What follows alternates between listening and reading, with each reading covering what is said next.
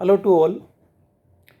आप सभी को पता है कि इस साल बोर्ड के एग्ज़ाम्स मई में स्टार्ट होंगे। तो 10th बोर्ड और 12th बोर्ड दोनों एग्ज़ाम मई में स्टार्ट होने वाले हैं। और सबसे ज़्यादा चैलेंजिंग सिचुएशन है जो बच्चे 10th के बोर्ड एग्ज़ाम देंगे, क्योंकि जो बच्चे 12th के बोर्ड का एग्ज़ाम देंगे उसके बाद आगे उन्हें करियर में स्कूलिंग पे नहीं जाना है।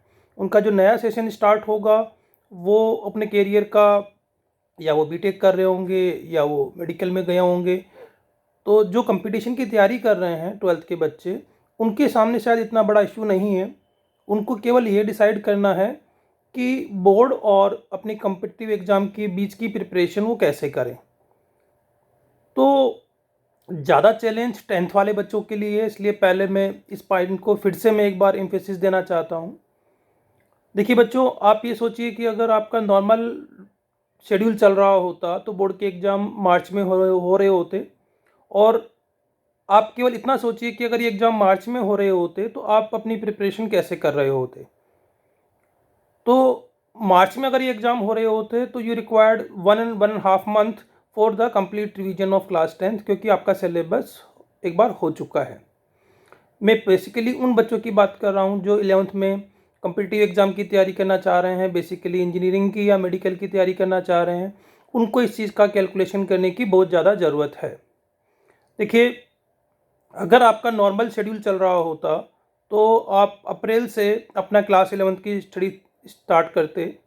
और अप्रैल, मई और जून ये 3 मंथ बड़े क्रुशियल होते हैं, क्योंकि एक तो आपका समर वेकेशन होता है 15 मई से लेकर 30 जून तक का, वो बड़ा क्रुशियल होता है ताकि आप 11th को आसानी से कोप अप कर पाएँ, अच्छा एक्स्ट्रा टाइम दे पाएँ।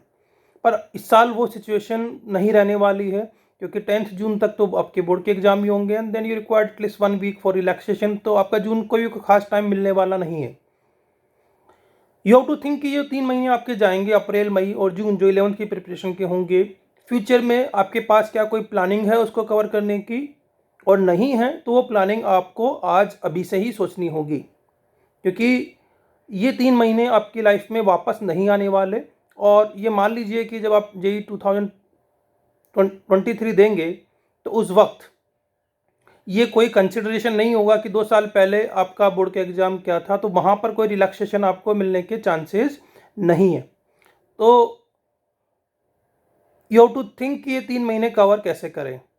देखिए बच्चों, एक पार्किंसन लॉ होता है जो ये कहता है कि हम अपने स्टडीज़ को या हमारी वर्किंग को जो अवेलेबल टाइम है उसके अकॉर्डिंग एक्सपेंड कर लेते हैं।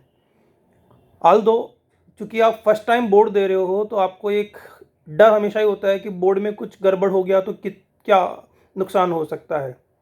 पर आप सोचिए कि बोर्ड में गड़बड़ होने के कितने % चांस है अगर आप ये प्लानिंग 11th की करके और साथ में चलें तो। अगर आप ये प्लान कर रहे हो कि this 3 months are very crucial for you, जो आपके इस टाइम एक्सपेंशन की वजह से थोड़ा लॉस होंगे, तो आपको ये ज़रूर सोचना चाहिए कि कैसे इसको कवर करेंगे। Ideally if you want to get more than 90% marks in board और एक बार सिलेबस हो चुका है तो 1 month time should be sufficient if you can study 6 to 7 hours a day.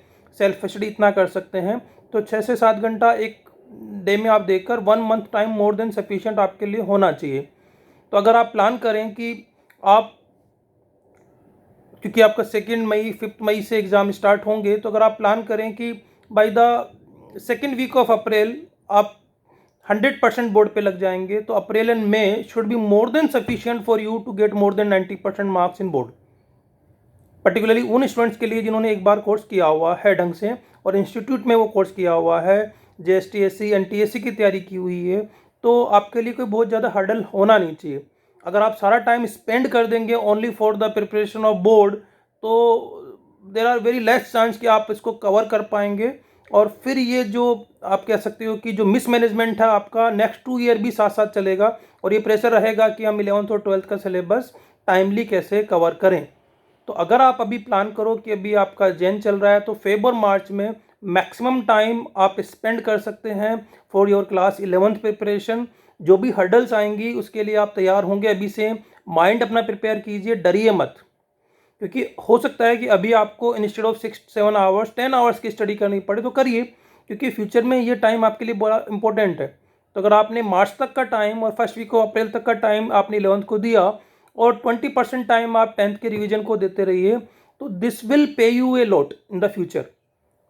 डर हो सकता है पर इस डर से बाहर निकलना है, जितना इस डर से बाहर निकलेंगे उतना आपको बेनिफिट होगा।